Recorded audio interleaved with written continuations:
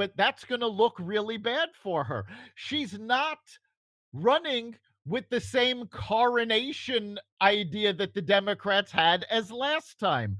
Now, most Democrats look at her as a two-time loser and they don't want her coming back.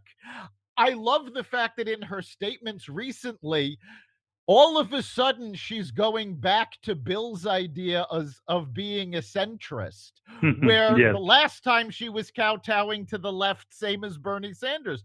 And in fact, in one primary debate, said there was really no difference between her and Bernie Sanders. Yes, I agree with your assertion. I think that third time's a charm. In this case, not so much. And again, she's not coronated to the presidency. I think she's going to be, and also she may not be liberal enough to get through the Democratic primary. But yeah, I think, and she would have to answer questions. I think she loves the limelight. She's not exactly the most stable person ever, and I don't think in the end she'll pull the trigger on that. But speaking about getting the questions from the press, the GOP is, I think they are, or at least throwing it up about quitting the debate commission because of its bias. I think it is biased. I think most of the hosts, one of the hosts or the moderators was the woman, I forgot her name, it escapes me, that was crying when Trump won. I mean, that's fair. I mean, are you kidding me? Yeah, no, the commission has not chosen the best debate hosts. My gut tells me they're not going to walk away. I'm hoping that they're using the threat of leaving the commission as a way to leverage more unbiased hosting and better debate formats. I think you're right. If they do leave, the only people that lose are the American people, because these debates are crucial. And without the commission, the Democrats and the Republicans are never going to agree on anything. So it's the voters that will lose out if they do this. 100%. I hope they're just using it as a bargaining tool. Well, if they are, it's not a bad tactic. And finally, just a reflection of the crazy world we live in. Ripley's, believe it or not, they now say that illegals can use their arrest warrants for to travel through or access through airport security. Yeah, that is absolutely. Do you want another hit from some pot? That's mind-boggling. I mean, my mind is having a lot of trouble wrapping itself around that concept. It's like, if you are found with an arrest warrant, the only proper procedure is for the police to arrest you.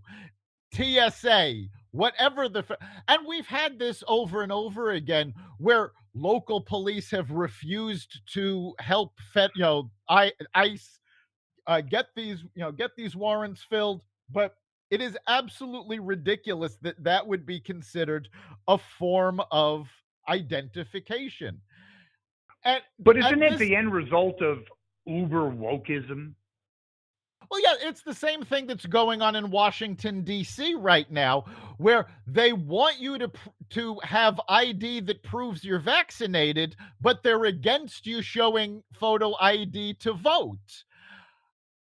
There's absolutely no common sense in getting rid of voter IDs or photo IDs. And I love Geraldo Rivera, who is, I love that, again, what he said, yes. Lifelong Democrat, fairly liberal. He said, as a minority, he's offended by the fact that these liberals think minorities can't get photo ID, that it's a burden on them to get a driver's license or a non-state ID. But that's the elitist mentality. I happened to see that. It was on the 5. I loved it. That there, and I forgot his name. He's kind of a heavy-set African-American guy. He's on a Fox Business a lot. He was saying the most racism he ever encountered. Charles Payne. Yes, great guy. And he was in New York. I actually used to work with him. That's right. I remember. Yeah. Yeah. But yeah, but he says, in the South, they're like, hey, how you doing? Charles, you want to go out and get a beer or whatever?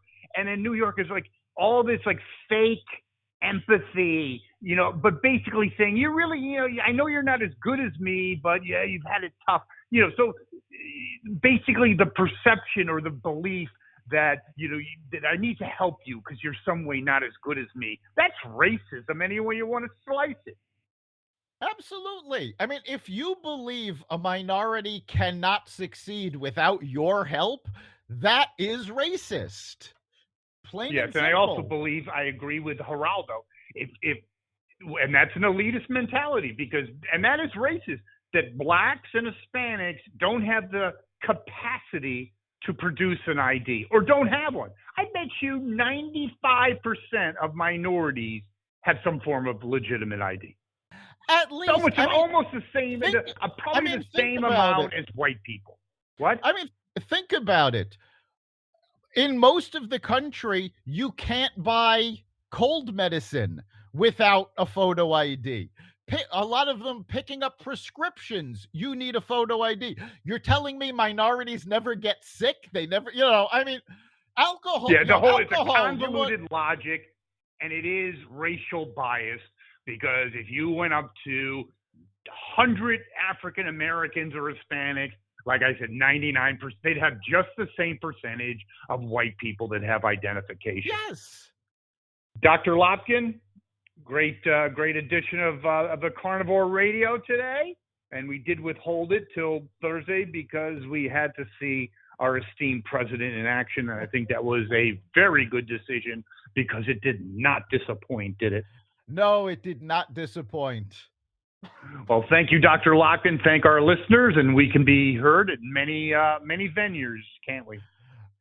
We can be heard at xvadio.com/podcast, as well as the Carnivore Radio website.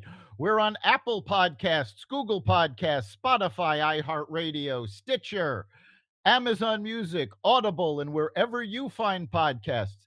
And if there's a topic you want us to cover, you can now get a hold of us at xvadio.com/connect. We want to hear from you. Thank you, Dr. Lopkin, and we'll be back next week. We'll see you then.